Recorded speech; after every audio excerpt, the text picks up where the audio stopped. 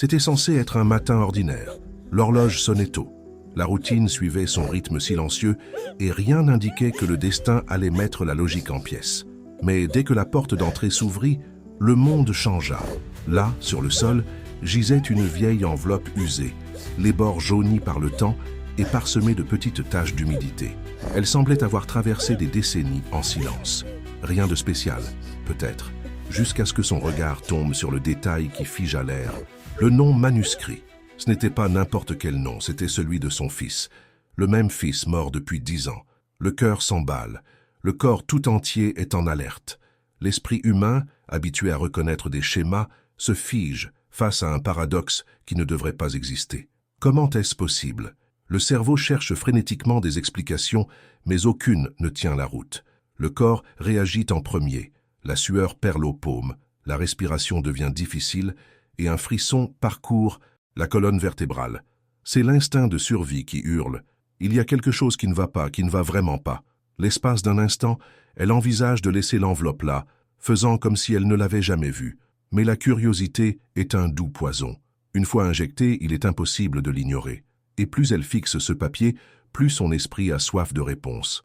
C'est l'effet du vide mental. Quand quelque chose reste inexpliqué, le cerveau refuse de se reposer tant qu'il n'a pas comblé ce vide. C'est comme si chaque seconde était un cruel rappel. Tu dois t'ouvrir, tu dois savoir. Ses mains tremblent. Ses doigts effleurent la surface rugueuse de l'enveloppe. Le contact est réel, froid, palpable. Ce n'est pas un rêve, ce n'est pas de l'imagination. Et ce qui la terrifie le plus, c'est de reconnaître l'écriture. Chaque courbe, chaque trait de la lettre, la façon dont son fils a écrit l'initiale de son propre nom. Tout est là, exactement comme avant. Une signature du passé qui a traversé le temps pour exploser dans le présent. 10 ans de silence volent en éclats en quelques secondes. Et ce n'est pas seulement le souvenir de son fils qui revient, c'est la douleur crue de la perte, rouverte par la force d'une lame. Le chagrin jamais vraiment guéri palpite à nouveau comme si c'était hier. Son cœur est déchiré entre l'espoir impossible d'entendre à nouveau son fils et la terreur d'affronter quelque chose qui défie toutes les lois de la vie et de la mort. Le cerveau cherche des échappatoires. Peut-être est-ce cruel, quelqu'un essaie de nous tromper. Peut-être que la lettre s'est perdue dans le courrier toutes ces années. Peut-être. Mais au fond, aucune de ces hypothèses ne peut faire taire le détail le plus troublant, la date. Dans un coin du papier écrit fermement figure un jour précis, un jour où le fils était encore en vie, un jour marqué juste avant la tragédie qui l'a emporté. Et cela change tout, car s'il l'a écrite avant de mourir, pourquoi la lettre n'est-elle arrivée que maintenant? Qui l'a conservée si longtemps? Qui a décidé que la mère n'aurait accès aux derniers mots de son fils qu'après une décennie entière de ténèbres? Ce n'est plus une histoire de destin, c'est une histoire de secrets. Et les secrets révélés trop tard ont le pouvoir de détruire. L'environnement autour d'elle change. Le silence dans la maison devient assourdissant. Le tic-tac de l'horloge semble plus fort, chaque seconde étant un coup. Dans la poitrine, l'odeur du vieux papier emplit l'air, une odeur douce amère d'objets trop longtemps conservés. Son corps réagit comme face à une menace invisible, car pour le cerveau, la douleur émotionnelle est une douleur physique. Et à cet instant, tenir cette enveloppe lui fait aussi mal qu'une plaie ouverte. Mais avec la douleur vient le besoin désespéré d'ouvrir, de lire, de comprendre. C'est une lutte intérieure, la peur contre la curiosité, la douleur contre l'espoir. L'enveloppe pèse dans mes mains comme du plomb, comme si elle contenait non seulement du papier, mais tout le destin d'une vie écourtée. Et voici le détail le plus cruel de la psychologie. Plus le doute est grand, plus il devient impossible d'y résister. Le cerveau humain ne supporte pas l'incertitude. Ce qui est à l'intérieur peut détruire, mais il peut aussi offrir quelque chose que personne n'oserait ignorer. Un lien ultime avec un défunt. Sa respiration s'accélère. Ses mains moites tentent d'ouvrir le seau. Le bruit du papier qui se déchire résonne comme un coup de tonnerre dans le silence de la pièce. Son esprit implore la prudence, mais son cœur exige la hâte, car chaque seconde qui passe est une torture. 10 ans d'attente, 10 ans sans entendre la voix de son fils. 10 ans sans réponse. Désormais, tout dépend d'un seul geste. L'enveloppe cède enfin. Le rabat s'ouvre. Son cœur semble bondir hors de sa gorge. Et là, à l'intérieur, caché pendant une décennie entière, se trouvent les mots qu'elle redoutait et désirait le plus à la fois. Des mots qui ne pouvaient exister. des mots qui défient le temps, la logique et la mort elle-même. Marie avait 55 ans, mais les traits de son visage en disaient bien plus que les chiffres. De fines rides autour de ses yeux n'étaient pas seulement des marques du temps, mais la cartographie de vieilles larmes. De profondes rides s'étendaient autour de sa bouche, non pas dues à des sourires accumulés, mais à des silences forcés. Chaque marque semblait raconter une histoire. Chaque détail révélait un chapitre de douleur jamais clos. Quiconque la croisait dans la rue voyait une femme discrète. Elle portait des vêtements simples, les cheveux toujours attachés de façon pratique, et ses pas étaient courts, comme si elle n'était plus pressée. Mais quelque chose dans son regard trahissait plus qu'elle ne l'aurait souhaité. Une tristesse discrète, le sentiment de porter un poids invisible. Les voisins la saluaient poliment, mais beaucoup murmuraient qu'elle n'était plus la même depuis la mort de son fils. Et ils avaient raison. La maison où vivait Marie était un portrait fidèle de cette absence.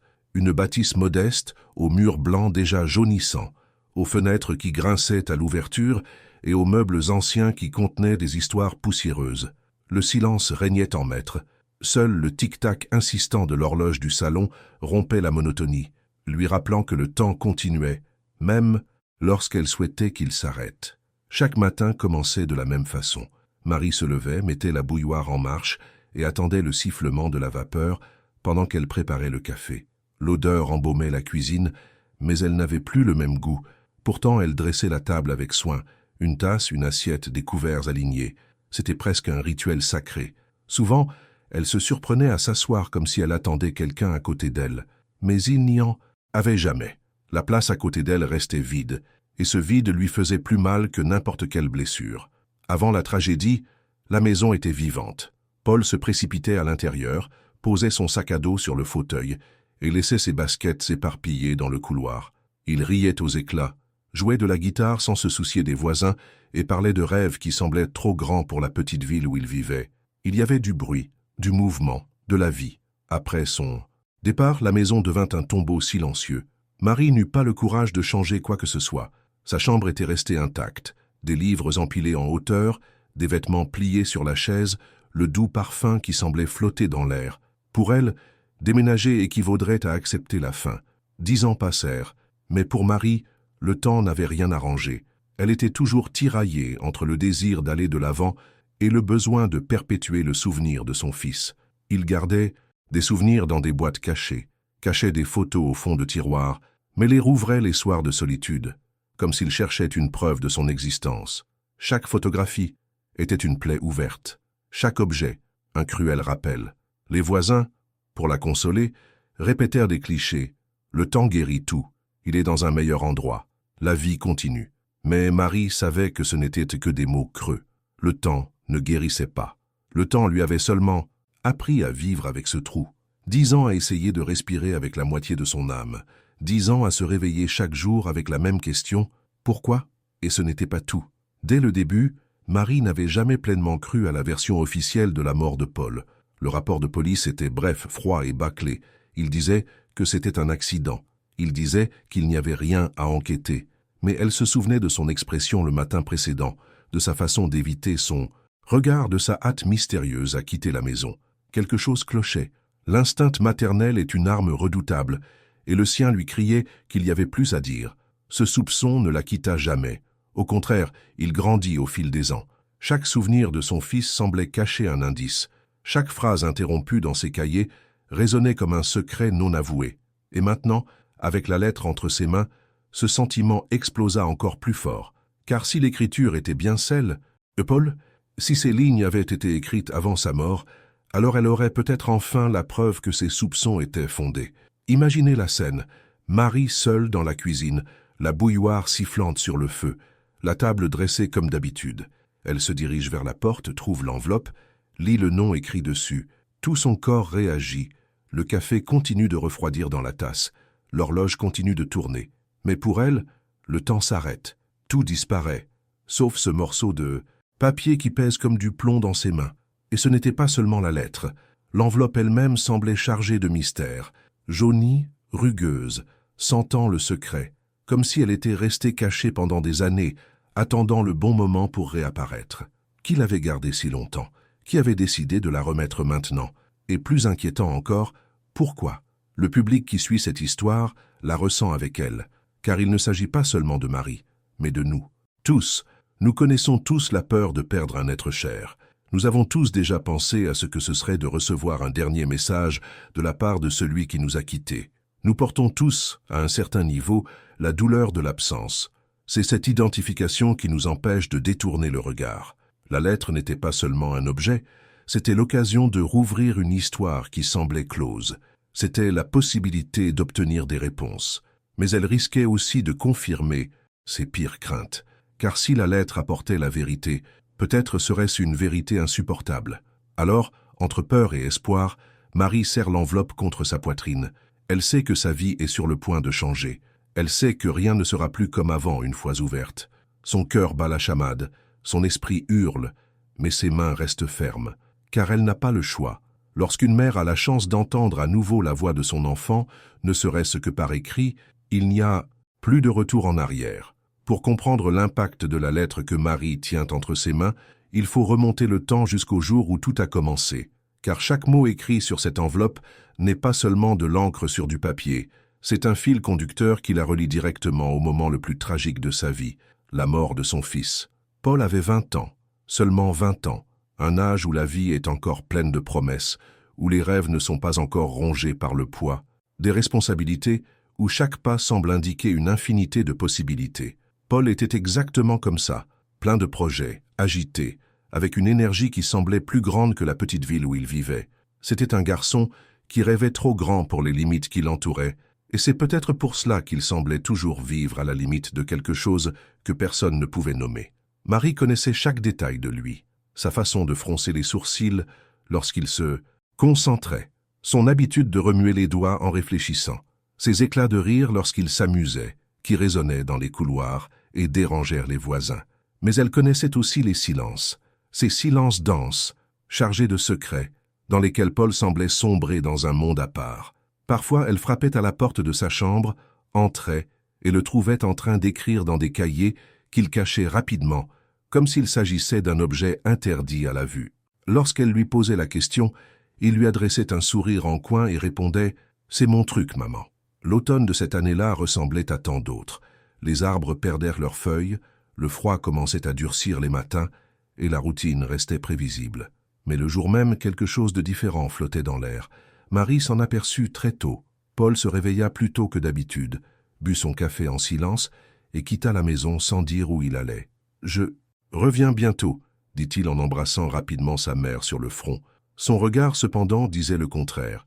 Il évita de la regarder, comme s'il craignait qu'elle ne voie au-delà de ses paroles. Quelques heures plus tard, la nouvelle arriva. Le téléphone sonna en fin d'après-midi et la vie de Marie se brisa en deux. La voix glaciale du policier à l'autre bout du fil résonnait encore dans sa tête. Accident, collision, pas de survivants. Les mots étaient brefs, secs, incapables de porter le poids de leur signification. Son corps s'effondra dans le salon. Le sol semblait s'être fissuré sous ses pieds. Marie accourut sur les lieux. Ce qu'elle vit resta gravé dans sa mémoire comme une cicatrice indélébile. Paul gisait affalé sur le sol, recouvert d'un drap blanc. Ce n'était pas son fils, c'était un vide en forme de corps. La mère s'agenouilla, pleura, hurla, implora des réponses, mais elle ne reçut que des regards évasifs et des phrases bureaucratiques. L'affaire fut traitée comme un accident, classé à la hâte, sans possibilité d'enquête plus approfondie. Mais pour elle, rien n'avait de sens. L'instinct maternel est inexplicable, et le sien lui disait que quelque chose clochait. Paul ne semblait pas prêt à céder au hasard. Il y avait des signes, des indices cachés dans de petits détails qui revenaient maintenant avec acharnement. Ces dernières semaines avaient été étranges. Il passait plus de temps seul, à écrire, le regard perdu dans le vide. Une certaine inquiétude se lisait dans son regard, comme s'il portait un fardeau qu'il ne voulait pas partager. Marie s'en souvenait comme d'un cauchemar revisité, le sentiment d'avoir quelque chose d'important à lui dire, mais de ne jamais le faire. Quelques jours après la tragédie, certains de ses biens lui furent rendus. Son sac à dos, sa montre cassée, des vêtements, et, parmi eux, un carnet froissé. Les pages étaient remplies de gribouillis décousus, des phrases commencées, mais jamais terminées. Parmi elles, des notes qui empêchaient sa mère de dormir des nuits entières. Ils le savent déjà, je ne peux pas le dire. Si cela arrive, cherche. et la phrase interrompue, sans fin. Le carnet lui semblait un cri étouffé, un message caché qu'il ne pouvait terminer. Marie le conservait comme une preuve, mais aussi comme une bombe. Chaque fois qu'elle le relisait, elle avait l'impression que Paul essayait de communiquer, de la mettre en garde contre quelque chose. Mais quoi? Qui était il? Cherchait quoi? Cherchait qui? Les voisins parlaient aussi. Les rumeurs s'infiltraient comme des ombres. Certains disaient que Paul était en mauvaise compagnie. D'autres prétendaient qu'il en savait trop sur des choses qu'il n'aurait pas dû savoir. Rien n'a jamais été prouvé, mais le simple fait que des rumeurs existaient témoignait d'un mystère, et l'empressement des autorités à classer l'affaire ne faisait que renforcer ce sentiment. On aurait dit qu'elle voulait faire taire les doutes avant même qu'ils ne soient exprimés.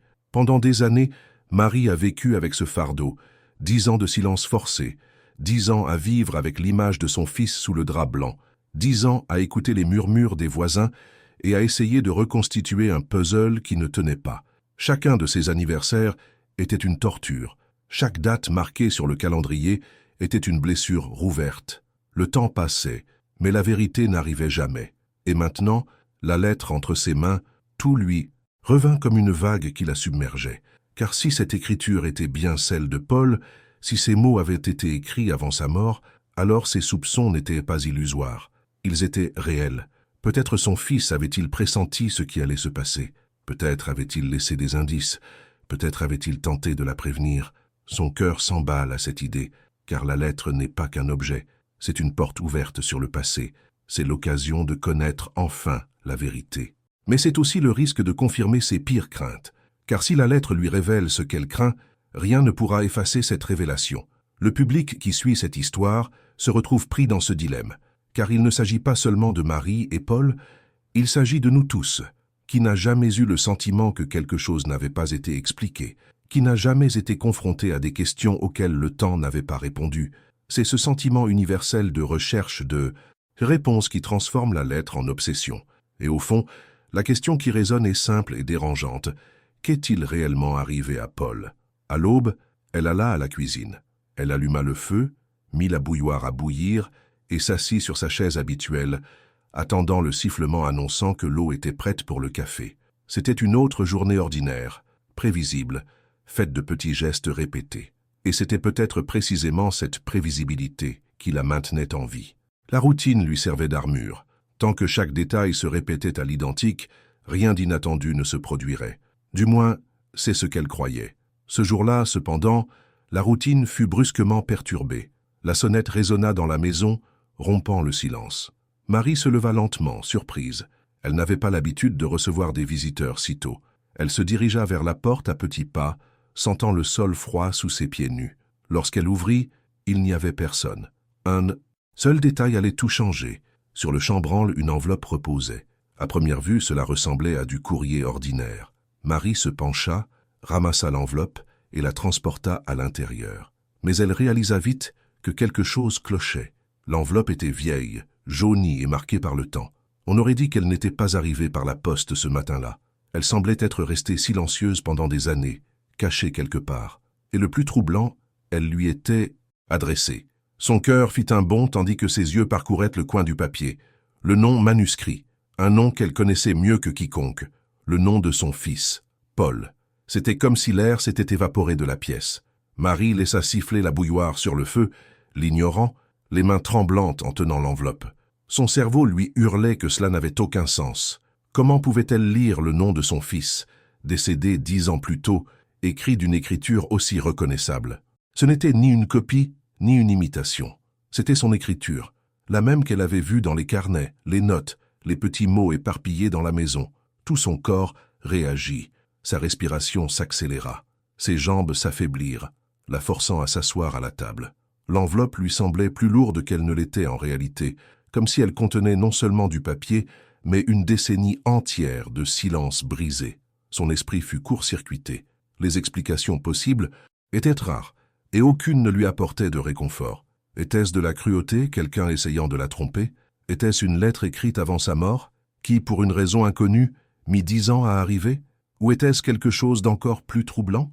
Marie fixait le papier comme quelqu'un qui regarde un fantôme. La peur et l'espoir se mêlaient insupportablement. L'espoir que ce soit vraiment celui de son fils. La peur de ce qui pouvait être écrit à l'intérieur, car si c'était vrai, cela pourrait signifier que Paul savait qu'il allait mourir, qu'il avait essayé de la prévenir, qu'il avait laissé des messages que quelqu'un avait cachés. L'environnement reflétait sa confusion. La bouilloire continuait de siffler sur le feu, mais elle ne l'entendait pas. L'horloge tic-tac au mur, mais le temps semblait s'être arrêté. L'odeur du café commença à se répandre, se mêlant à celle du vieux papier qui imprégnait l'air. Le monde entier se réduisait à cette enveloppe entre ses mains. Elle caressa la surface rugueuse du doigt, palpant chaque pli, chaque imperfection. Son regard était fixé sur la lettre. Elle reconnut la façon particulière dont son fils écrivait le P, l'inclinaison de son écriture, ses traits puissants et précis. Aucun doute, c'était bien lui. Et c'est là que la psychologie entre en jeu. Face à une situation qui défie la logique, le cerveau cherche désespérément une issue. Mais il n'y avait pas de solution facile. Marie savait qu'elle ne pouvait pas simplement ranger l'enveloppe et faire comme si elle ne l'avait jamais vue. Son instinct de curiosité prenait déjà le dessus.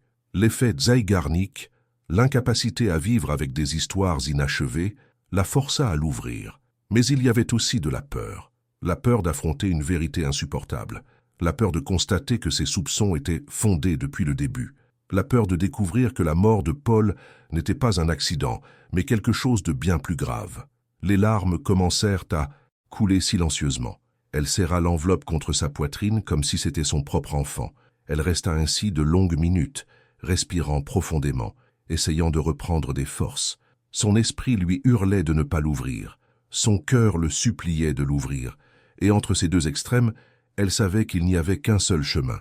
Parce que lorsqu'une mère a la chance d'entendre à nouveau la voix de son enfant, même si c'est à travers des mots écrits, il n'y a aucun moyen de résister. Elle ne l'ouvrit pas immédiatement. Il lui fallut d'abord la toucher, il lui fallut convaincre son corps qu'elle était réelle. L'enveloppe reposait sur la table et Marie l'entoura de ses mains, comme quelqu'un qui approche ses paumes d'un feu par un jour d'hiver. Elle caressa les bords rugueux, sentit le papier rigide, les plis de voyage inconnus. L'odeur s'imposa à son courage, un mélange d'humidité ancienne et de poussière fine, l'odeur particulière des choses trop longtemps conservées. Ce détail, si simple, fut le premier à briser ses défenses. Les odeurs ont des souvenirs, et celle-ci, aussi étrange fut-elle, la conduisit là où son fils existait encore. Elle retourna l'enveloppe pour en examiner les détails. Elle remarqua un timbre délavé, presque un fantôme d'encre, suggérant qu'il avait traversé des mains et des endroits qu'elle ne pouvait nommer. Un numéro était inscrit au crayon au dos, si léger qu'il se perdait presque sous la texture du papier. Cela ne semblait pas aléatoire. On aurait dit que quelqu'un avait marqué un code, une sorte de rappel, et, dans le coin supérieur, la date. Elle était écrite fermement, comme si elle signait son propre destin. C'était une date qui précédait la mort de Paul de quelques jours seulement. Cette coïncidence n'en était pas une. L'idée la frappa durement, et Marie rangea la lettre un instant, surprise par sa propre certitude. Il la rapprocha de nouveau. Son regard parcourut l'écriture du destinataire. Ce P de Paul, un arc plus ouvert, un trait final qui persistait à s'élever. C'était le sien, autant que sa voix, autant que son sourire en coin, autant que son habitude de laisser le verre à moitié plein dans l'évier. La reconnaissance n'était pas seulement visuelle, elle était physique. Un choc qui lui parcourut l'échine et lui laissa les mains un peu plus froides. Son cerveau, confronté à l'impossible, tenta une dernière négociation avec la réalité. Peut-être était-ce quelqu'un qui l'imitait. Peut-être était-ce une coïncidence grotesque. Mais l'esprit ne trompe pas le cœur quand le trait appartient à quelqu'un qu'on aime. Elle prit une petite paire de ciseaux qu'elle gardait dans une tasse avec des stylos. Elle toucha le seau avec la pointe, hésita puis recula. Son corps l'incitait à la hâte, son âme à la prudence. Elle opta pour un juste milieu.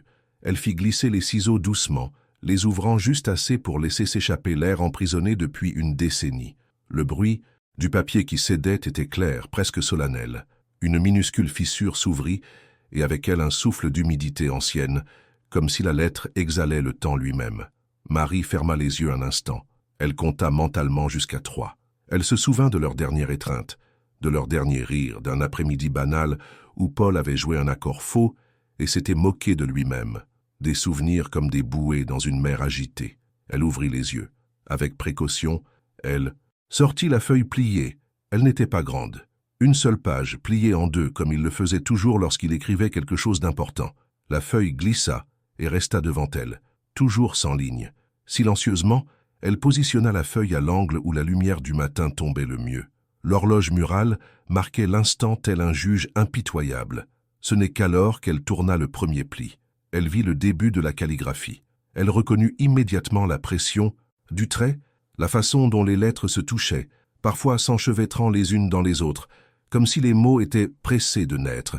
Elle ne lut que le début, 2, 3 mots, et s'arrêta. Le cerveau, à l'approche d'une révélation potentiellement douloureuse, a tendance à freiner brusquement. C'est une autoprotection. Le corps le sait, et le corps de Marie réclamait une seconde. Elle respira. Elle laissa entrer l'air complètement, comme si l'oxygène pouvait engourdir son courage. Elle lut la première ligne en entier. Ce n'était pas un adieu, ce n'était pas un au revoir générique. C'était un appel par son nom, une intimité qui raviva, l'espace d'un instant, l'impossible sentiment que son fils était à 2 pas, dans la pièce voisine. Sa façon d'écrire le M de Marie plus fort que les autres lettres, comme il le faisait lorsqu'il voulait qu'elle l'écoute. La phrase suivante était doublée avec un soin étrange. Paul lui demandait de respirer, de ne pas s'effrayer, de suivre ses instructions calmement, sans dramatisation, sans fioriture, la franchise de quelqu'un qui sait que chaque mot doit tenir sur la page, et dans le temps. Il y avait là une froideur qui ne scierait pas à un mot d'amour. Ce n'était pas une froideur affectueuse, c'était délibéré, la franchise de quelqu'un qui est au cœur de quelque chose de plus grand, sous pression, sachant qu'il n'y a pas de place pour de longues explications. Cette prise de conscience fit frissonner Marie. Elle laissa son regard dériver vers la ligne suivante, comme quelqu'un qui touche du métal brûlant, sachant qu'il va brûler, mais ayant besoin d'en être sûr. La deuxième partie n'était ni une confession, ni une demande de pardon. Paul parlait d'échéance, de jour, de quelque chose qui pouvait arriver, et qui n'était pas un accident. Le mot « accident » qu'il avait écrit détruisit l'apathie qui la protégeait. Marie sentit son estomac se nouer. La lettre n'était pas seulement un souvenir du futur, c'était un avertissement. Et les avertissements n'existent qu'en cas de danger. Son cœur battait fort, car la phrase suivante était chargée d'une préoccupation presque obsessionnelle. Si tu lis ceci, c'est parce que... Elle s'arrêta de lire avant la fin de la phrase, comme si l'avenir lui-même pouvait être repoussé d'une seconde de plus. Le monde se rétrécit, la cuisine disparut. Le sifflement de la bouilloire devint un bourdonnement lointain, puis s'estompa. Tout mon corps se concentra sur mes yeux, mes mains, le bout de mes doigts, qui tenèrent la page avec tant de soin qu'ils en picotaient. Mon cerveau, gonflé de tension, lançait des questions comme des lames. Qui avait retardé la livraison? Où cette lettre dormait-elle depuis 10 ans? Qui aurait peur de ce qui était écrit ici? Pourquoi maintenant? Pourquoi aujourd'hui? Marie tourna la page dans le sens inverse, à la recherche d'indices.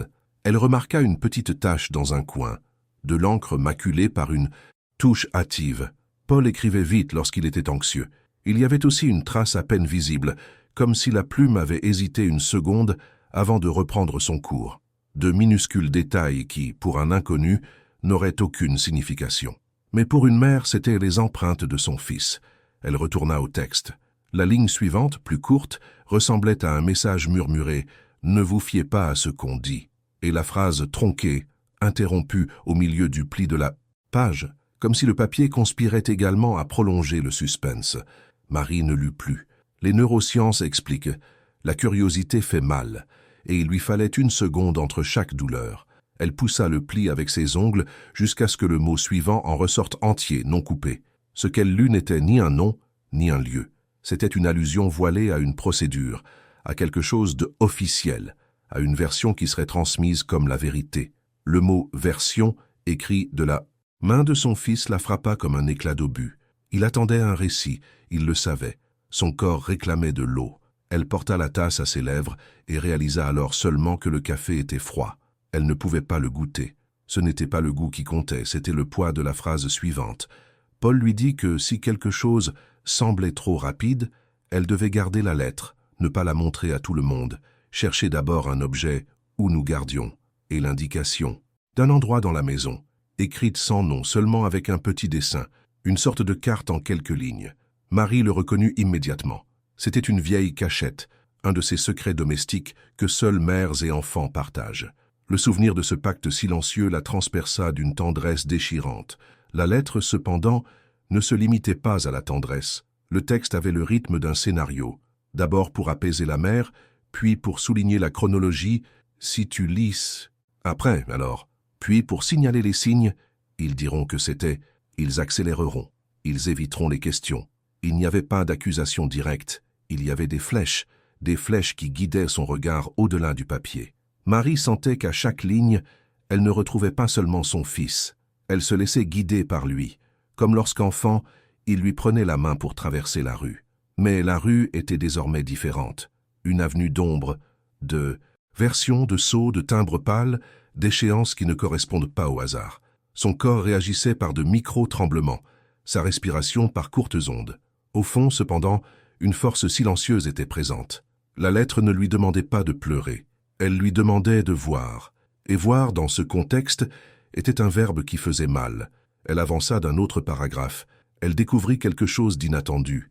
Un petit souvenir banal d'un dimanche où ils avaient tous les deux regardé un mauvais film et ri du doublage.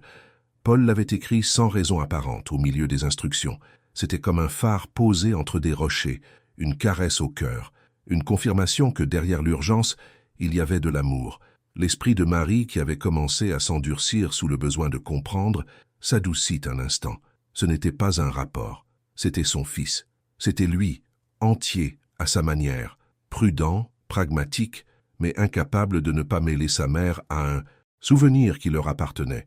Il reprit sa lecture. La lettre retrouva son objectivité. S'ils essaient de vous bousculer, refusez. S'ils vous apportent des papiers à signer avant que vous ne les ayez lus attentivement, dites non. S'ils disent qu'ils font de leur mieux, remarquez ce qu'ils ne montrent pas. Le sous-texte était une sirène. Paul décrivait un processus, non pas un événement isolé, mais une séquence prévisible d'étapes. Cela ne naît pas du néant. Cela naît de ceux qui ont été témoins, entendus et recueillis des signaux. Le mot qui n'était pas écrit mais qui vibrait était « système ». Marie posa le bout de son doigt sur la ligne. Elle remarqua une légère différence dans la pression du stylo, comme s'il avait hésité, pris une inspiration, puis était revenu. Son cerveau, désormais si attentif au moindre indice, enregistra « il y avait de la peur ». Pas la peur de la mort, peut-être, mais la peur que le message n'atteigne pas sa destination. La peur de manquer de temps. La peur de ne jamais le lire. Les yeux implorèrent le repos, mais l'esprit refusait. La lettre, à ce stade, n'était plus seulement un contact. C'était une convocation. Il y avait d'autres lignes à déchiffrer, d'autres instructions déguisées en affection, d'autres cartes cachées dans les souvenirs, et au bas de la page, un passage encore non révélé, plié sous l'ombre de sa propre main. Le dernier morceau semblait plus dense, comme si les mots accumulés le long de la page avaient pris du poids. La page implorait d'être tournée complètement. Le cœur implorait d'attendre une seconde de plus. Elle inspira. L'horloge murale fit 2 pas de plus. Le monde entier s'insinua dans l'espace, entre 2 tic-tac. Puis, avec la lenteur de quelqu'un qui comprend que certaines portes, une fois ouvertes, ne se referment plus, Marie glissa ses doigts jusqu'au dernier pli et commença enfin à le révéler. Les premiers mots s'ouvrirent enfin devant elle, et pendant un instant, le temps sembla ralentir. Marie fixa ses lignes avec la même révérence qu'on éprouve pour une relique sacrée. Le papier tremblait entre ses doigts, non seulement sous le poids physique, mais aussi sous l'impact émotionnel. C'était comme si la voix de Paul avait franchi 10 ans de distance et s'était projetée là, dans la cuisine silencieuse. La première phrase n'était ni un adieu dramatique, ni une complainte lugubre. Elle était simple, directe, presque trop intime. « Maman ». Il y avait quelque chose d'unique dans la façon dont il écrivait cet appel. Le M exagéré, un trait plus courbé que d'habitude, semblait hurler silencieusement. Marie sentit un frisson lui parcourir l'échine. Ce n'était pas une invention. Ce n'était pas un faux. Personne ne pouvait imiter aussi parfaitement l'écriture de quelqu'un qu'on aime. Elle le lut tranquillement, comme si elle se le répétait à elle-même, testant le son du mot dans l'air. « Maman ». La cuisine résonna doucement, et pendant une seconde, elle crut que son fils allait répondre. Son cœur battait fort, comme si elle allait ouvrir une porte et le voir là, debout, riant d'une bêtise. Mais le silence persistait, pesant, perçant. La deuxième ligne semblait encore plus dérangeante. Si vous lisez ceci, c'est parce que ce que vous craigniez s'est produit. L'impact fut immédiat. Marie dut s'agripper au bord de la table pour garder l'équilibre. Chaque lettre lui semblait comme une lame s'enfonçant dans son esprit. Il savait, il pressentait. La lettre n'était pas seulement un rappel, c'était un avertissement. Ses yeux se précipitèrent vers les mots suivants, mais son esprit se replia sur lui-même, essayant de se protéger. Paul parlait de temps, d'échéance, de jours où elle pourrait ne plus vivre. Sa franchise était plus blessante que n'importe quelle dramatisation. Ce n'était pas un mot larmoyant, c'était une carte. Il instruisait, il guidait, comme s'il savait qu'à un moment donné, sa mère devrait porter le fardeau de la vérité. Marie cessa de lire et prit une grande inspiration. Elle sentit l'odeur du café froid mêlé au vieux papier. Elle ferma les yeux et revit des flashs de ce dernier matin. Paul, l'embrassant sur le front, évitant son regard, partant précipitamment. Elle entendit le bruit de la porte se refermer, le sentiment d'un non-dit. Maintenant, chaque détail de ce souvenir prenait sens, et en même temps, il n'en avait plus. Il reprit sa lecture. L'écriture de son fils, ferme, disait « Ce n'était pas un accident ». Ces 3 mots, isolés sur la ligne, furent comme un coup de massue. Marie porta la main à sa bouche, incapable de contenir le sanglot qui en jaillit. Ce n'était pas un accident, ce n'était pas le hasard, ce n'était pas le destin. Ce que tout le monde disait depuis 10 ans, voisins, autorités, connaissances, était un mensonge, et Paul l'avait écrit à l'avance, comme quelqu'un qui essaie d'avertir d'une tempête inévitable. Les larmes commencèrent à couler sans qu'elle s'en rende compte. Elles tombèrent sur la page brouillant légèrement l'encre déjà vieillie.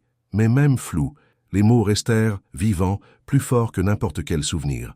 Et ce n'était pas tout.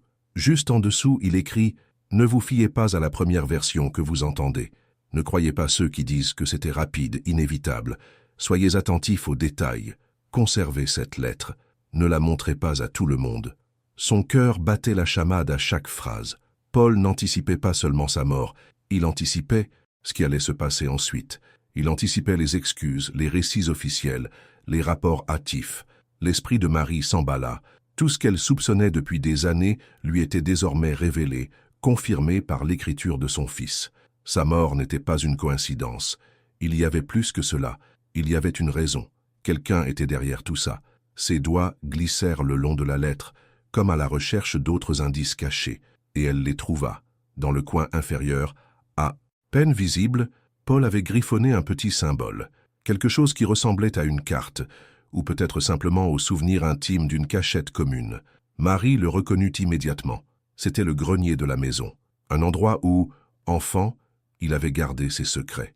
Ce détail raviva en elle un mélange d'espoir et de peur. Y avait-il autre chose? Son corps tremblait. La pièce semblait tourner. Le son de l'horloge murale devenait plus fort, plus présent, comme si chaque tic-tac était un cruel rappel.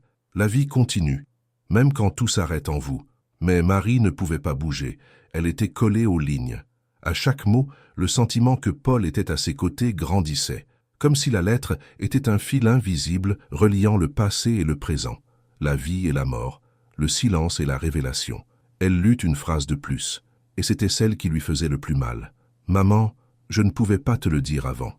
Si j'avais su, j'aurais essayé de t'en empêcher. » C'était comme s'il s'excusait, même s'il savait que ce n'était pas sa faute. Marie laissa échapper un gémissement sourd, presque animal, celui qui vient du plus profond de l'âme.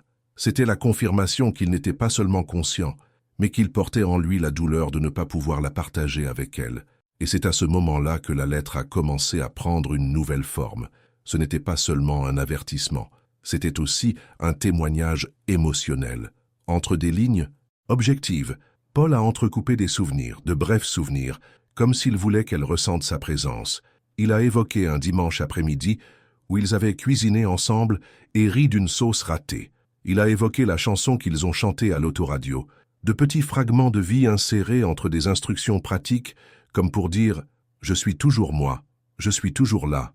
Marie serrait la page contre sa poitrine, sentant la chaleur de ses larmes mouiller le papier. Elle voulait s'arrêter, mais elle n'y parvenait pas. Elle voulait continuer, mais elle avait peur. Elle était prise au milieu d'un gouffre émotionnel, tiraillée entre la douleur et le besoin d'aller de l'avant. Et puis il a lu la phrase qui a tout figé. « Si quelque chose arrive, n'y allez pas seul, ils vous observeront. » Elle reprit la lettre avec le courage de quelqu'un qui traverse une pièce sombre, tâtonnant le long des murs. Il n'y avait plus de place pour prétendre qu'il s'agissait d'une simple note tardive. La lettre révélait, ligne après ligne, une architecture d'événements que Paul semblait connaître par cœur. C'était comme s'il avait écrit depuis un couloir étroit, pressé par le temps, choisissant chaque mot comme on choisit les marches d'une échelle qui risque de s'effondrer. Et puis, la phrase qui suivait l'avertissement de « ne pas chercher seul » ouvrait une brèche dans un monde que Marie n'avait jamais imaginé. Vous entendrez des histoires toutes faites.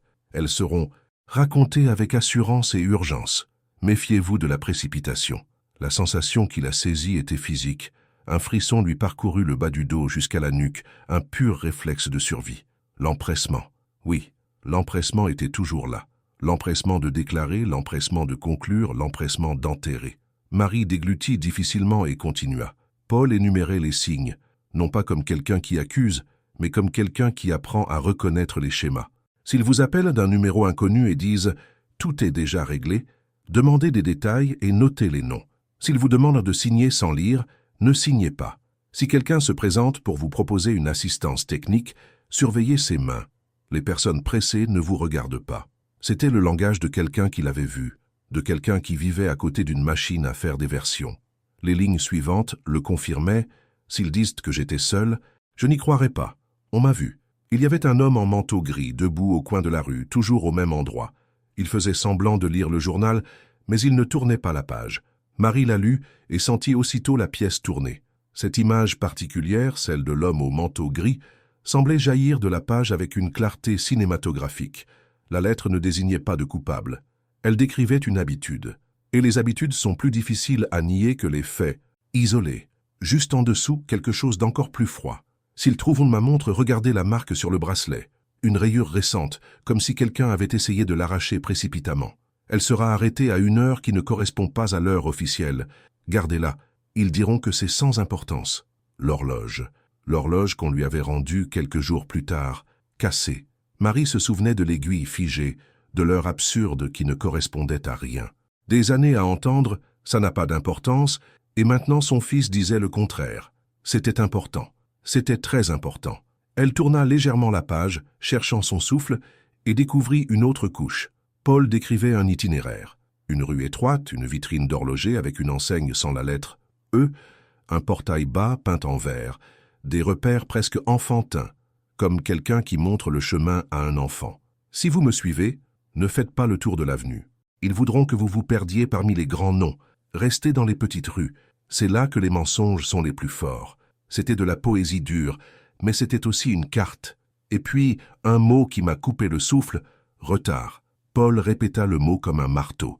Il y aura des retards, dans les inscriptions, les voyages, les formalités administratives. Les retards sont synonymes de bruit. Le bruit est la voix. Marie se rassit dans son fauteuil. La lettre avait l'allure d'un protocole.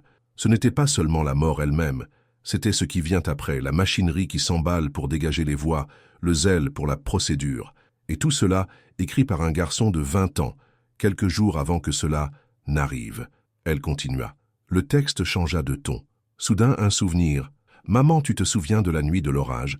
On a ri parce que la bougie a coulé sur le sol et tu as dit que ça ressemblait à une carte du ciel. » Marie sourit presque à travers ses larmes. C'était lui qui redonnait de l'humanité à ce couloir froid. Puis le bord revint.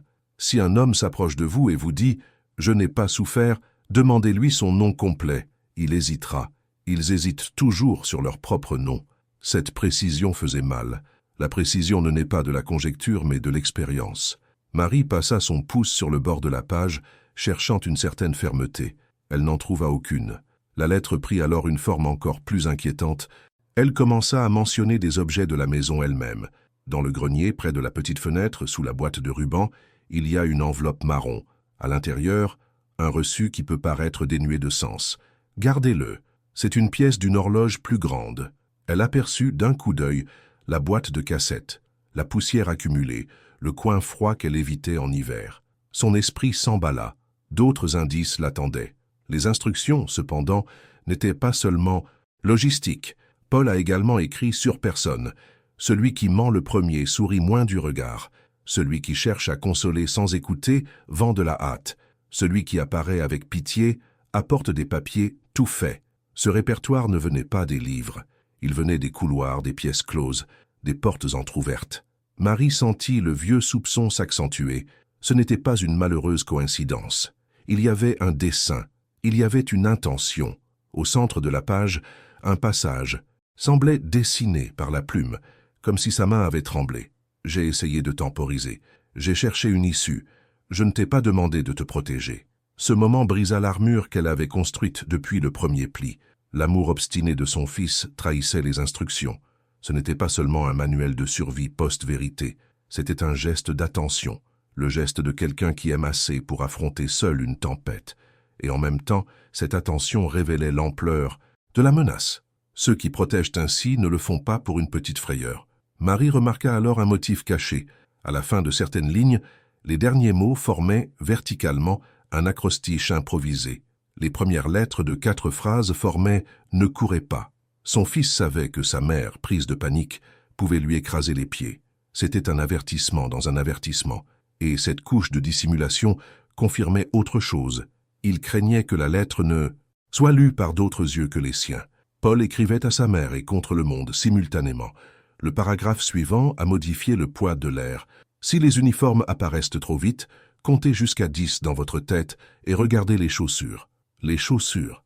Les chaussures disent qu'il faut se dépêcher. Des semelles presque propres par temps pluvieux disent autre chose. Un détail microscopique, l'observation de quelqu'un qui a appris à se méfier des choses superficielles. Marie ressentit de l'indignation, une sorte de colère pure qui ne hurle pas. Elle durcit. Pendant 10 ans, on lui avait dit d'accepter, de rester sur la voie de la version officielle.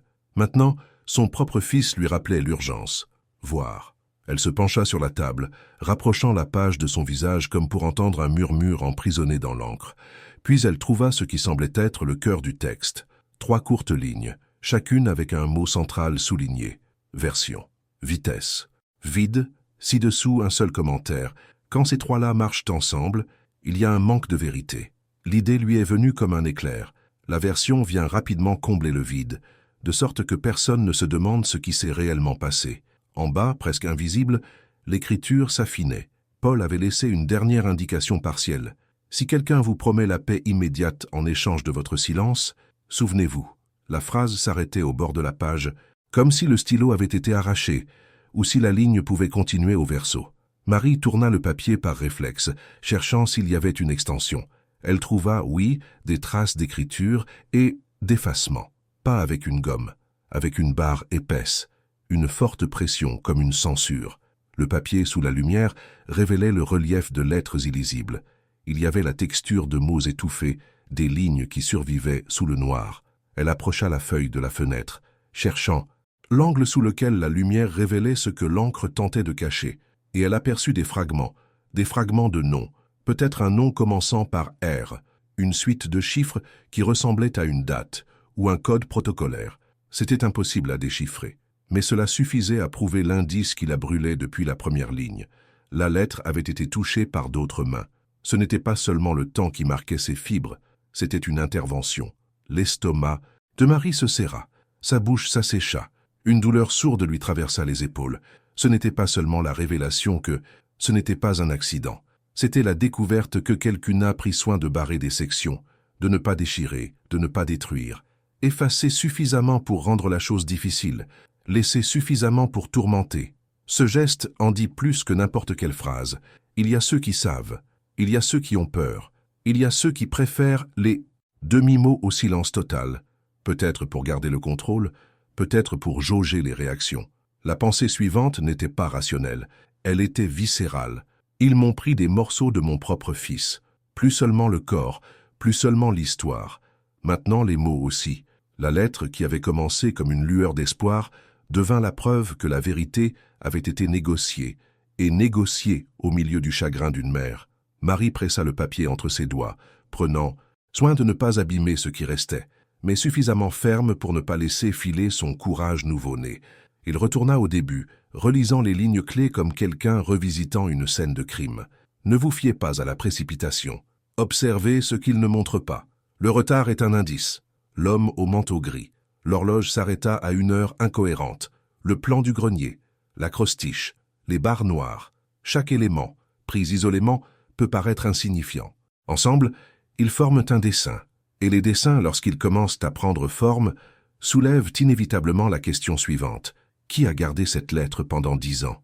Le regard brûlant de Marie parcourut la cuisine. Partout, l'ordinaire, le torchon habituel.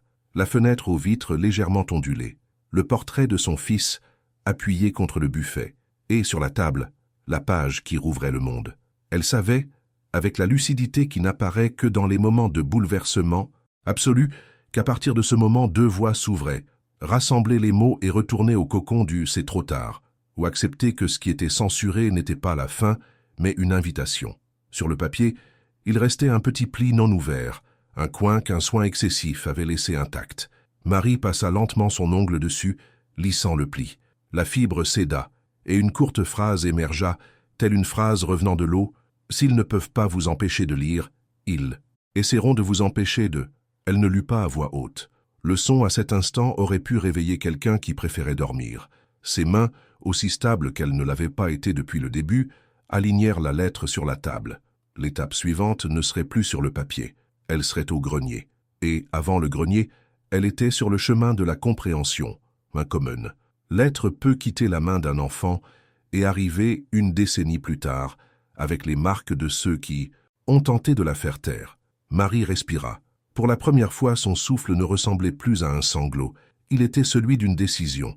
Et la cuisine, qui avait été pendant des années un temple du silence, semblait maintenant murmurer une seule chose. Quelqu'un a joué avec ça. Il y avait donc une nouvelle couche d'histoire à percer. Non pas ce que Paul a écrit, mais ce qu'il a écrit, supprimé de ce qu'il écrivait. Et cette couche, pressentait-elle, n'était pas seulement sur la page. Elle était dans les gens, dans les timbres, dans les délais, dans les pièces où la vérité entre avec un badge et sort avec un sceau. Sans quitter la lettre des yeux, Marie se leva lentement. Chaque pas vers la porte du couloir résonnait différemment, comme si le sol qui la connaissait depuis des décennies trouvait sa fermeté étrange. Le grenier l'attendait, mais devant lui, un ennemi plus immédiat et plus subtil se présentait. La censure qui vit dans la routine, dans les coups de fil gentils, dans le juste pour faciliter les choses, dans le c'est mieux comme ça. Elle éteignit le feu du poêle, où brûlait encore une bouilloire silencieuse. Et, la lettre serrée contre sa poitrine, elle comprit que le chapitre suivant ne serait pas lu, mais démasqué. Ce qui tourmentait le plus Marie, ce n'étaient pas seulement les lignes écrites par son fils, mais les trous, les coupures, les ombres imprimées sur le papier. Chaque ligne noire barrant un mot, chaque tache semblant intentionnelle en disait autant que ce qui restait lisible. C'était comme si la lettre était passée entre des mains différentes, des mains qui n'avaient pas le droit de la toucher, mais qui osaient pourtant en façonner le contenu. L'idée que quelqu'un, à un moment donné, se soit assis devant ces mots mêmes et ait décidé ce que Marie pouvait ou non lire était insupportable. Le premier indice résidait dans les épaisses barres obliques qui traversaient des phrases entières. Ce n'étaient pas des erreurs que son fils avait corrigées. La pression était différente, les traits plus lourds, tracés par une main différente. En approchant le papier de la lumière de la fenêtre, elle pouvait voir le relief sous l'encre, des lettres luttant encore pour exister. Cette lutte silencieuse prouvait que Paul avait écrit plus qu'elle n'en avait entre les mains, mais quelqu'un avait choisi de faire taire des parties de sa voix. Marie sentit son estomac se serrer. L'idée que le dernier message de son fils ait été censuré lui infligea un coup cruel. Non seulement l'avoir perdu, mais elle découvrait maintenant que même ses paroles avaient été détournées. C'était comme si on lui avait arraché non seulement son corps, mais aussi la possibilité de comprendre sa vérité. Elle se souvenait d'un détail troublant. La lettre semblait avoir été cachée longtemps. L'enveloppe présentait des signes d'usure inégaux, certains plus clairs, d'autres plus foncés, comme si elle avait été partiellement exposée à la lumière. Ce n'était pas le genre de vieillissement uniforme qui se produit lorsqu'on oublie quelque chose dans un tiroir. Cela semblait intentionnel. On aurait dit que quelqu'un l'avait trafiqué, caché, puis révélé à plusieurs reprises avant de finalement décider de la remettre. Les questions se bousculaient. Qui l'avait caché? Pourquoi? Et surtout, pourquoi le révéler maintenant, après 10 ans? Était-ce un piège? Un oubli? Ou le moment précis où Marie ignorait encore ce qu'il se passait? Elle se souvenait de la précipitation avec laquelle les autorités avaient traité la mort de Paul. Des papiers signés sans explication, des rapports succincts, des témoins ignorés. Tout s'était refermé trop vite, comme si la vérité était une fenêtre qu'il fallait refermer avant que quiconque ne la remarque. Et maintenant, la lettre semblait répéter le même schéma. Jusqu'au dernier souvenir de Paul avait été filtré. Tandis qu'elle tenait le papier, Marie ressentit de l'indignation. Ce n'était plus seulement de la tristesse. C'était de la colère. De la colère de réaliser que son chagrin avait été manipulé. De la colère de savoir que, derrière ses larmes, des mains invisibles déplacèrent des pièces, décidant de ce qu'elle pouvait ressentir. Et le détail le plus troublant était la manière dont la censure se manifestait. Ils n'ont pas détruit la lettre complètement. Ils ne l'ont pas brûlée. Ils ne l'ont pas déchirée. Ils ont choisi de la rayer, de l'effacer partiellement, de laisser des traces. Ce geste révélait quelque chose d'encore plus sinistre. Celui qui l'avait effacé voulait qu'elle le remarque. Il voulait qu'elle ressente l'absence, qu'elle porte le poids du doute. C'était une stratégie psychologique, un jeu de pouvoir pervers. Marie posa la lettre sur la table et caressa les lignes griffonnées. Elle ferma les yeux et tenta de déchiffrer le relief, comme si elle pouvait reconstituer le message par le seul toucher. Elle se souvenait de son fils, enfant, écrivant des secrets dans des journaux improvisés. Elle se souvenait comment il barrait des mots par crainte d'être découvert, mais le texte de cette lettre n'était pas le sien. Il était adulte, dur, impersonnel. C'était le contrôle, la prise de conscience que ce n'était pas tout la rongeait. Si Paul avait écrit cela peu avant sa mort, et que la lettre était restée cachée pendant 10 ans, alors ce n'était pas un simple accident mal expliqué. Il y avait une intention, il y avait une manipulation, il y avait une raison pour laquelle ces lignes ne lui étaient parvenues que maintenant. Et cette raison était aussi dangereuse que la mort de Paul lui-même. Marie prit une profonde inspiration, essayant de contenir son trouble. Le papier tremblait entre ses doigts, mais ce n'était plus seulement sous le poids de l'émotion. C'était aussi parce qu'elle savait qu'elle détenait une preuve. La preuve que quelqu'un avait falsifié le dernier message de son fils. La preuve qu'il existait d'autres couches cachées. Elle se leva, s'approcha du portrait de Paul sur l'étagère et le regarda droit dans les yeux. Colère et douleur se mêlèrent en une seule pensée. Il ne suffit pas de t'enlever à moi. Il voulait aussi me réduire au silence. À cet instant, le spectateur réalise avec Marie que la lettre n'est pas qu'un souvenir. C'est un champ de bataille, un territoire disputé entre l'amour d'un enfant et le contrôle de force qu'elle ne comprend pas encore. Et cette prise de conscience ouvre un nouveau dilemme. Si quelqu'un a déjà tenté d'effacer des pans de la vérité, tenterait-il aussi d'effacer ceux qui ont osé la chercher? Le sentiment de danger, jusque-là lointain, commença à s'insinuer. Marie savait que la lettre ne pouvait pas être conservée comme un simple souvenir. Elle devait être protégée, car ce n'était pas seulement un message du passé, c'était une cible du présent. Marie avait déjà connu le chagrin, le choc et l'indignation. Mais ce qu'elle allait vivre n'était pas seulement un nouveau plongeon dans le passé, c'était l'ouverture d'une blessure qui ne pourrait plus se refermer. Car au plus profond de la lettre, dans ces dernières lignes, se trouvait le point de convergence de toute l'histoire.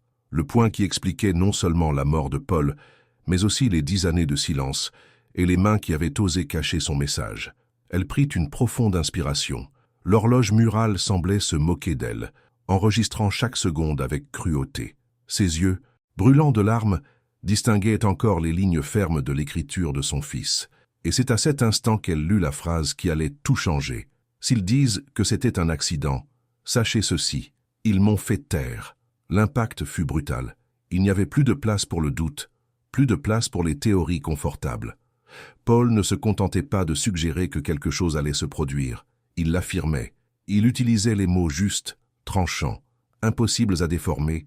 Ça, ils étaient silencieux. Ce choix n'était pas un hasard. Un jeune homme de 20 ans, sur le point d'affronter quelque chose de plus grand que lui, ne gaspille pas d'encre en métaphore. Il a écrit ce qu'il voulait consigner. Et ces mots avaient le poids d'une phrase. Marie plaqua sa main sur sa bouche, étouffant un cri qui menaçait de lui échapper. Son corps tout entier tremblait, comme si tous ses muscles réagissaient simultanément. C'était la confirmation de tout ce qu'elle avait toujours ressenti, de tout ce qu'elle avait toujours soupçonné. L'accident n'avait jamais eu lieu. La précipitation de la police, les rapports succincts, les contradictions étouffées, le silence des voisins, tout cela faisait partie d'un plan cohérent. Paul savait. Paul essayait de les prévenir, et la lettre en était la preuve. Mais la révélation ne s'arrête pas là. Juste en dessous, les lignes prennent un ton encore plus inquiétant. Ils essaieront de vous convaincre avec des détails. Ils diront qu'il y avait des témoins, mais ils ne vous laisseront pas leur parler. Ils utiliseront des mots comme inévitable et fatal, parce que ces mots vous engourdissent. Ne vous laissez pas engourdir. Chaque phrase était une mise en accusation de tout un système. Marie ne lisait pas seulement les mots de son fils, Elle lisait l'anatomie d'une farce. C'était comme si Paul avait déchiffré quelques jours auparavant le scénario qui allait se jouer après sa mort, et il avait tapé dans le mille. Elle continua le souffle court. « S'ils trouvent cette lettre, ils voudront l'effacer. Si elle vous est parvenue, c'est parce qu'ils ont échoué. Gardez-la, protégez-la. Voici ma voix après le silence. » Son cœur battait si fort qu'elle avait l'impression qu'il allait éclater. Des larmes coulaient sur son visage, mais ce n'était plus seulement des larmes de douleur. C'étaient des larmes de colère, d'indignation, d'un courage né du désespoir. Car à cet instant, Marie comprit qu'elle n'était pas seulement confrontée au souvenir de Paul, mais à son combat. Un combat qui était désormais aussi le sien. Et puis, le coup de grâce. La dernière ligne de la lettre, écrite d'un trait plus lourd, presque comme si sa main avait tremblé. « S'il tente de te faire taire, sache que je ne suis pas seul. Et maintenant, toi non plus. » Le silence qui suivit fut absolu. Marie laissa glisser le papier sur la table et se couvrit le visage de ses mains. Elle pleura plus qu'elle ne l'avait fait depuis des années, mais au milieu de ses larmes, quelque chose était différent. Il y avait du feu. Il y avait la certitude que sa vie, jusqu'alors marquée par l'absence, avait désormais un but terrible, découvrir qui avait tenté d'effacer la voix de son propre fils. La révélation finale n'était pas seulement une confession, c'était un appel. La lettre ne se terminait pas par un adieu, elle se terminait par une convocation. Lorsque les derniers mots de la lettre s'étaient essuyés en elle, il n'y eut ni applaudissement ni catharsis. Seul régna le silence, ce silence dense qui précède les tempêtes. Marie resta assise à table un temps indéfini, les mains posées sur le papier comme pour réchauffer un corps sans pouls. Ce n'est qu'alors qu'elle réalisa que certains détails de la maison avaient changé, non pas extérieurement mais intérieurement. Chaque objet ressemblait désormais à une pièce sur un échiquier. Chaque bruit semblait un mot de passe, chaque minute à un compte à rebours. La lettre n'avait rien achevé. Au contraire, elle avait initié trop de choses. La première conséquence fut physique. Le corps réagit à ce que l'esprit admettait enfin. Les épaules se raidirent, les mâchoires se crispèrent, les mains s'engourdirent.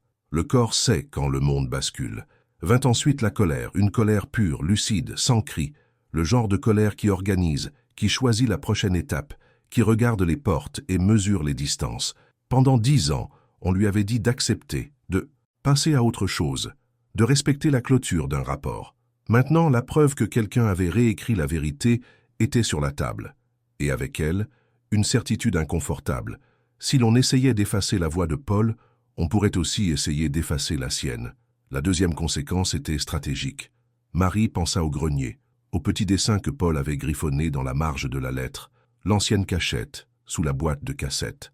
Un chemin lui était suggéré, un rituel de quelqu'un qui sait que l'avenir pourrait être hostile. Elle se dirigea vers le couloir comme si elle franchissait une frontière. Le sol céda sous le poids de pas qui connaissèrent la maison mieux que ses propres pensées. Elle grimpa à l'échelle, sentant la rugosité de la corde contre sa paume.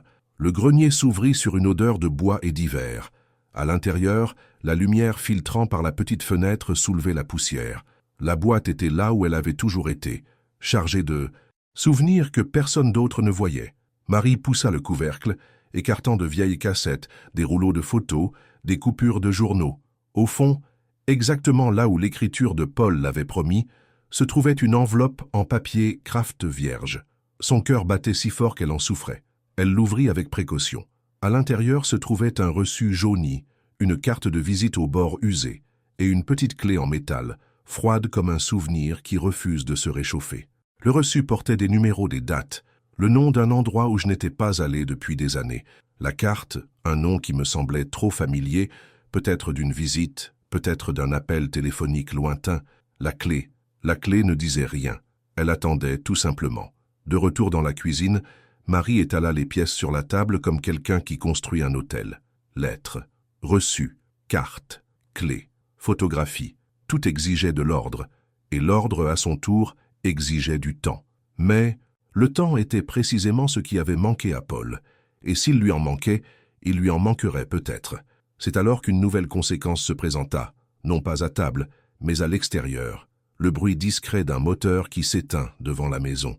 Pas n'importe quelle voiture qui passe, une voiture qui s'arrête et décide de rester. Marie se figea, tous ses sens à pleine puissance. Le rideau, juste assez levé pour que les yeux voient sans être vus, révéla une berline anonyme, de celles qui se ressemblent toutes. Un homme resta à l'intérieur de longues secondes, le regard perdu dans le vide, avec l'attention de quelqu'un qui attend un geste. Puis il mit son clignotant, fit semblant de chercher une adresse et s'éloigna. Le message n'était pas subtil, il y a des yeux, ou à tout le moins, il y a de la paranoïa. Et parfois, c'est la paranoïa qui sauve. La troisième conséquence était pratique, la protection. La lettre devait exister à plusieurs endroits. Il fallait la photographier, la dupliquer, la cacher à différents endroits. Marie prit une grande inspiration, attrapa son téléphone portable et enregistra chaque ligne, y compris les ratures, zoomant avec l'appareil photo à des angles qui révélaient le relief des mots effacés. Elle créa des copies physiques, une feuille de papier couché pour mettre en valeur les marques, une autre de papier ordinaire et une copie numérique qu'elle renomma d'un nom banal pour que quiconque manipulant l'appareil ne remarque pas son importance. Elle emballa l'original dans du plastique et le plaça dans un vieux livre à couverture creuse, un cadeau de Paul, un de ces registres qui ressemblent à de la littérature, mais qui recèlent des secrets. C'était symbolique et efficace. La quatrième conséquence était relationnelle. Le monde de Marie, étroit depuis des années, avait désormais besoin d'alliés. Mais la lettre l'avertissait, ne cherchez pas seul, et, en même temps, ne faites pas confiance aux premiers secours. L'équilibre était difficile. Elle avait mentalement cartographié des personnes peu bavardes, observant avant d'émettre des avis des personnes à l'écoute. Il y avait Louise, la voisine d'à côté, qui ne collectait pas les ragots. Il y avait le père Jacques, qui n'utilisait jamais de réponse toute faite. Il y avait un journaliste local au nom discret qui, des années auparavant, avait posé des questions sur l'affaire et disparu des gros titres. Mais chaque nom comportait aussi un risque. Peut-être, avant de trouver des alliés, fallait-il tâter le terrain. La cinquième conséquence était éthique. Que faire de l'information? La rendre publique, en saper les fondements, déclencher une réaction en chaîne, ou la préserver, l'étudier au fil du temps, tracer une voie qui ne s'effondrera pas au premier faux pas? Paul avait écrit sur l'aversion, la vitesse, le vide. La tentation de la vitesse est grande. Publier, dénoncer, crier. Mais la vitesse, bien souvent, sert l'aversion. Et l'aversion, nous le savions, comble le vide. Marie a décidé, contre l'envie, d'emprunter la voie la plus difficile, rassembler des preuves avant de faire du bruit. Elle commença par le reçu. Les dates ne correspondaient pas à la chronologie officielle. Un eurodatage contredisait l'histoire inévitable et rapide qu'ils avaient répétée 1000 fois. Elle appela l'établissement, se faisant passer pour quelqu'un qui vérifiait un document déposé par erreur. L'employé lui répondit qu'il était impossible de vérifier par téléphone, mais que tout est numérisé et que quelqu'un pourra vérifier demain. Demain. Le mot tomba avec le poids des promesses qui repoussent la vérité au lendemain. Marie le remercia, raccrocha et nota le nom et le ton de la voix. Paul avait raison. Les noms et les tons racontent des histoires. La carte de visite, quant à elle, portait un nom qui, lorsque je l'ai tapé soigneusement dans un moteur de recherche, n'a donné que peu de résultats. Peut-être intentionnellement peu de résultats. Une photo de mauvaise qualité, une citation générique, un intitulé de poste qui semblait conçu pour ne rien dire. Mais un lien archivé sur un ancien site web a révélé une coïncidence. Le même nom apparaissait associé à un cabinet de conseil qui accompagnait les procédures dans des cas similaires à celui de Paul. Procédure. Le mot « l'âme » à nouveau. Marie a mis la carte dans une nouvelle enveloppe, a simplement écrit « mécanisme » à l'extérieur et a souri d'un air ironique. Pour la première fois depuis 10 ans, la peur commençait à partager l'espace avec la stratégie. Rien à propos de la clé. Elle n'ouvrait pas les portes, ne s'harmonisait pas avec les meubles, n'avait pas sa place dans des boîtes anciennes. Trop petite pour un coffre-fort, trop grande pour un tiroir secret. Marie la retourna à la lumière, sentit le métal froid, remarqua une minuscule marque sur le dessus, 3 lettres gravées. Elle les chercha au plus profond de sa mémoire et les trouva des années auparavant dans un entrepôt où Paul avait travaillé un été, un endroit qui louait des casiers à court terme. Stockage discret, contrats hebdomadaires, personne ne posait de questions. Le temps lui serrait la poitrine. Peut-être la clé était-elle le lien entre la lettre et quelque chose de plus grand qui ne tenait pas sur une feuille de papier. Les conséquences internes se réorganisèrent également. La culpabilité qui hantait Marie depuis si longtemps, celle de ne pas avoir vu, de ne pas avoir empêché, d'avoir survécu, commença à s'estomper, remplacée par une raison d'être. La culpabilité maintient le corps immobile. La raison d'être le fait bouger. Et lorsque le corps bouge avec détermination, les peurs qui hurlaient autrefois commencent à parler plus doucement. Elles ne disparaissent pas, mais cèdent. Elle repensa aux paroles de Paul. « S'il vous offre la paix immédiate, méfiez-vous. » C'était exactement ça. La paix qu'il lui avait vendue, pendant 10 ans, s'était faite au prix du silence. Elle ne voulait plus l'acheter. Mais là où il y a un but, il y a un risque. La sonnette retentit. 1 fois, 2 fois. La 3e fois, avec insistance, résonna comme un avertissement. Marie n'attendait personne. La berline de la veille n'était pas réapparue, mais les voitures qui surveillent n'annoncent pas les visiteurs. Les gens, si. La lettre conseillait de ne pas ouvrir par réflexe. Elle prit une inspiration, rassembla les papiers sur la table d'un seul geste, rangea l'original dans le registre, ferma la porte à la chaîne et demanda qui c'était. La voix répondit avec une cordialité étudiée. C'était un employé de routine, examinant les documents d'adresse en retard. Documents, adresse. Le mot « retard », précisément l'indice que Paul avait mis en évidence, surgit comme un phare dans le brouillard. Marie demanda une identification visuelle. L'individu hésita une seconde de plus que ne le permettait la sécurité. Puis, trop vite, il passa un badge par l'entrebâillement. Le premier réflexe serait d'ouvrir, le second, celui de Paul, parla plus fort. « Ne vous fiez pas à la hâte. » Marie nota un nom, les remercia et dit qu'elle reviendrait au bureau pendant les heures ouvrables. Sa voix étouffa la chaleur, elle dit un bref au revoir et ses pas s'éloignèrent. Le jeu avait commencé. En fin d'après-midi, elle s'assit à nouveau à table, cette fois avec un carnet et un stylo. Elle dessina sa propre chronologie. La date, de la lettre, l'heure de la voiture, la voix à la porte, des numéros de téléphone, des noms, des mots-clés, pour chaque élément des flèches vers de nouvelles questions. À côté, elle colla un post-it avec 3 termes, version, rapidité, vide. De l'autre côté, elle inscrivit 3 antidotes, preuve, patience, présence. S'il voulait que l'histoire se résolve rapidement, elle la résoudrait à temps. S'il voulait que la version comble le vide, elle le comblerait par sa présence. Une présence aux bons endroits, auprès des bonnes personnes, au moment où le mécanisme se relâche. Les conséquences finales furent intimes. Marie traversa la maison, effleurant les murs, comme si la maison pouvait entendre, ou stocker. Elle s'arrêta devant la photo de Paul et remarqua quelque chose qu'elle n'avait pas remarqué depuis des années. Un détail en arrière-plan, un reflet dans la fenêtre qui en formait un autre, une fine couche de monde derrière le monde. Peut-être était-ce simplement de la poésie. Peut-être était-ce un entraînement involontaire à ce qui allait suivre, voir ce qui n'était pas montré, lire ce qui était barré, entendre le silence entre les mots. Avec cette lettre, elle n'avait pas seulement hérité d'instructions, elle avait hérité d'une façon de voir. La nuit tomba. Avec elle, l'étrange calme de quelqu'un qui n'était plus prisonnier du « je ne sais pas ». Savoir fait mal. Mais c'est une douleur qui donne une direction. Marie éteignit les lumières du salon, ne laissant que la lampe sur la table, comme pour éclairer une scène où se dérouleraient les prochaines scènes. Elle rangea son téléphone, coupa les notifications et respira. Demain, elle devrait se rendre à une adresse, tester la clé, affronter regards et portes. Demain, elle devrait mesurer son propre courage à l'échelle d'un système. Mais pour l'instant, il n'y avait qu'une chose à faire, protéger la lettre et dormir suffisamment pour continuer. Avant de s'endormir, il écrivit une courte phrase sur une page volante et la glissa dans son registre. Si j'hésite, je la relirai. Il en colla une autre simple à côté. Ne vous fiez pas à la précipitation. Il referma le livre avec précaution, comme s'il pensait une blessure qui devait guérir de l'intérieur. Et même dans l'obscurité de sa chambre, il sentit la maison respirer différemment, comme si l'air savait que quelqu'un y vivait à nouveau, ayant choisi de s'élever. Rien n'était terminé. Les conséquences commençaient à peine. La lettre était une preuve, une carte et un appel. Et cet appel ne se laisse pas étouffer par des demi-vérités. Il grandit, il résonne, il trouve d'autres voies. Dans le couloir, l'horloge marquait l'heure d'un seul coup. Marie sourit dans l'obscurité.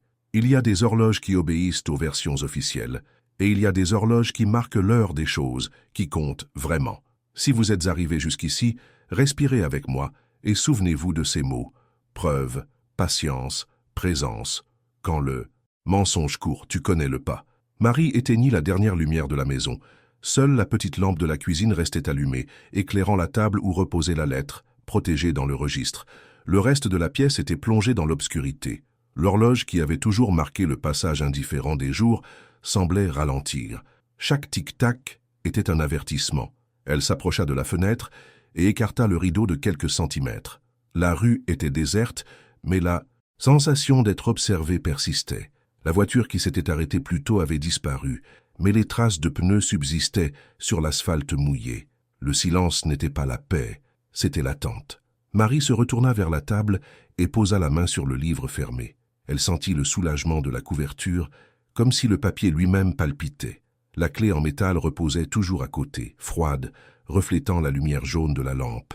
Le reçu et la carte étaient là aussi, silencieux, mais chargés de signification qu'elle ne parvenait pas encore à déchiffrer. C'était comme si tout autour d'elle criait la même chose. L'histoire n'est pas terminée. Avant de monter dans sa chambre, elle écrivit une courte phrase sur une feuille volante et la plaça à l'intérieur du livre à côté de la lettre. « Si vous me faites taire, suivez les indices. » À cet instant, un léger bruit résonna dehors. Ce n'était pas le vent, c'était quelque chose de plus lourd, calculé, un pas ou une porte, qu'on ouvrait trop lentement. Marie se figea, le souffle coupé. La caméra zoome sur son visage. Ses yeux sont larmoyants, mais fermes. Son cœur bat la chamade, mais déterminé. Et à l'écran, seule l'image d'elle éteignant la lampe et plongeant la maison dans le noir. Le bruit final n'est ni celui d'une porte qui se ferme, ni celui d'une horloge. C'est celui d'un papier qui se froisse doucement, comme si une deuxième lettre venait d'être glissée sous la porte.